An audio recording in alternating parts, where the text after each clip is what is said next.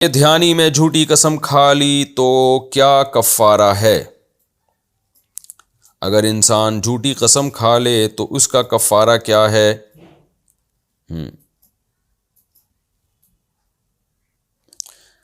جبکہ مقصد جھوٹی قسم کھانا نہیں تھا لیکن یاد نہیں تھا یا ناسمجھی میں غلط قسم کھا لی. اگر ناسمجھی میں کھا لی ہے تو بس توبہ استغفار کریں، کوئی کفارہ نہیں ہے. لیکن قسم کے بارے میں بہت احتیاط ہے شریعت میں. کفارہ مستقبل کی قسم میں ہوتا ہے، ماضی کی قسم میں نہیں ہوتا. مستقبل کا مطلب ہے آپ نے قسم کھائی کہ میں یہ کام نہیں کروں گا یا نہیں کروں گی، پھر وہ کام کر لیا. ماضی کی قسم اٹھائی ہے کہ اللہ کی قسم ایسا ہوا ہے، تو اگر جھوٹی قسم اٹھائی ہے تو کبیرہ گناہ ہے، جھوٹ بولنے کا سخت گناہ ہوگا. اور اگر جھوٹی قسم یعنی بھولے سے اٹھا لی ہے تو پھر گناہ بھی نہیں ہے، ظاہر انسان کو پتہ ہی نہیں تھا. لیکن احتیاط یہی ہے کہ استغفار کر لیں، کیونکہ جب تک آپ کو کنفرم نہیں تھا آپ نے قسم اٹھائی کیوں.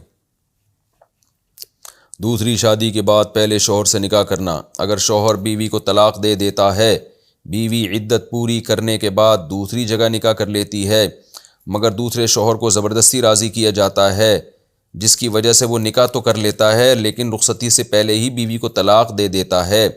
اب کیا وہ بیوی عدت کیے بغیر دوبارہ پہلے شوہر کے ساتھ نکاح کر سکتی ہے؟ پشاور سے کسی خاتون نے پوچھا ہے. نہیں کر سکتی نکاح. یہ تو مسئلہ تو صحیح حدیث میں واضح ہے کہ جب تک دوسرا شوہر ہم بستری نہیں کر لے گا اور پھر وہ طلاق دے اور پھر اس کی عدت پوری ہو، پھر عورت جہاں چاہے نکاح کرے، پہلے کے ساتھ بھی دوسری کے ساتھ بھی. تو یہاں تو شروع سے ہی کام غلط ہو رہا ہے. زبردستی اس کو راضی کیا گیا نکاح کرنے پر.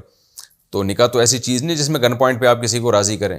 تو بظاہر یہی ہے کہ اس کو حلال کروانے کے لیے ہی ایگری کیا گیا ہے. تو نبی صلی اللہ علیہ وسلم نے اس عمل پر لعنت فرمائی ہے، لعن اللہ المحلل والمحلل له. ایگریمنٹ کر کے اگر آپ کسی سے پہلے نکاح کریں تو یہ تو عمل لعنت والا عمل ہے.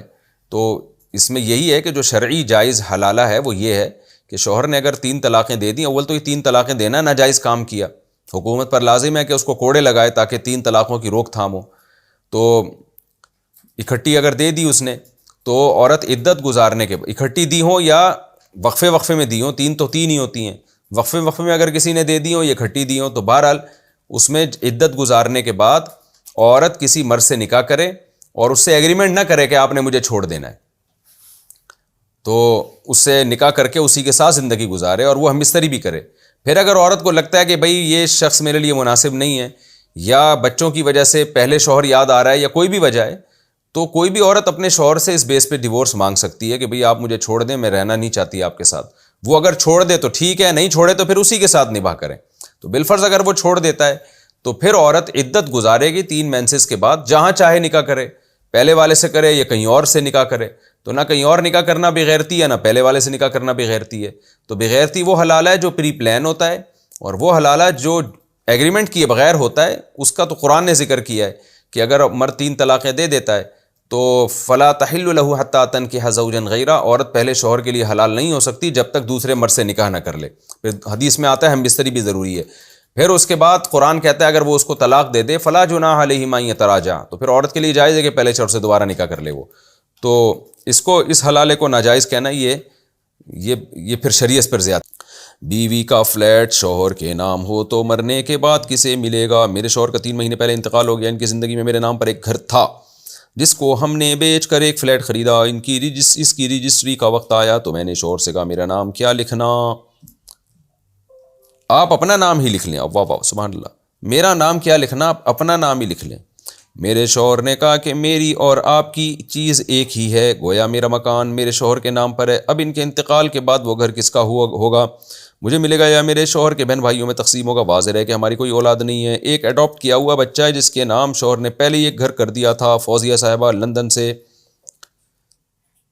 دیکھیں انہوں نے کہا کہ شوہر کا انتقال 3 مہینے پہلے ہوا. شوہر کی زندگی میں میرے نام پر ایک گھر تھا، یعنی بیوی کے نام پہ ایک گھر تھا جس کو ہم نے بیچ کر ایک فلیٹ خریدا. اس کی رجسٹری کا وقت آیا تو میاں کا نام ڈال دیا. دیکھیں جو پہلا فلیٹ تھا نا وہ آپ کے نام پر تھا. وہ اگر آپ نے پیسوں سے خریدا تھا یا آپ کے ابا نے آپ کو خرید کے دیا تھا تو پھر تو وہ آپ کا تھا. صرف نام ہونے سے ملکیت نہیں ہوتی شریعت میں. وہ آپ کو دیا گیا تھا، آپ کے ابا کی طرف سے ملا تھا یا آپ کے بھائیوں نے آپ کو گفٹ دیا تھا یا آپ نے اپنے پیسوں سے خریدا تھا تو وہ آپ کا تھا. اب جب آپ نے اس فلیٹ کو بیچ کے نیا فلیٹ خریدا تو وہ بھی آپ کا ہے، چاہے وہ شوہر کا نام ڈال دیں اس میں یا اپنا نام ڈال دیں، اس سے کوئی فرق نہیں پڑتا.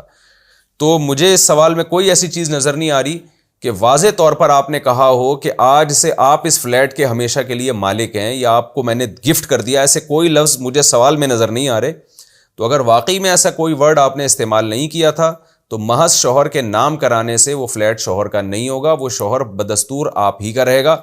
تو صرف نام آپ نے کرا دیا ہے، نام سے نہیں ہوتا، تو اس لیے وہ آپ کا فلیٹ ہے تو آپ کی وراثت. ہاں اگر آپ نے صاف طور پہ یہ کہا تھا کہ یہ آپ کو گفٹ ہے اور شوہر نے اس کو ایز اے گفٹ اپنے نام کرایا تھا، ریسیو کیا تھا، تو پھر ہوتا ہے. لیکن اس میں ایک سوال ہوتا ہے کہ اہل علم کے لیے دیکھتے ہیں کہ پھر بیوی نے شوہر کو قبضہ تو دیا نہیں، تو بیوی چونکہ خود شوہر کے قبضے میں ہوتی ہے، اس لیے بیوی کے قبضے میں آنے کوئی چیز پہلے سے قبضے میں ہو تو اگر وہ شوہر کو گفٹ کر دیتی ہے جیسے مکان ہے تو اس کے لیے جدید قبضے کی بھی ضرورت نہیں رہتی، لیکن گفٹ کے الفاظ بہرحال ہونا ضروری ہے.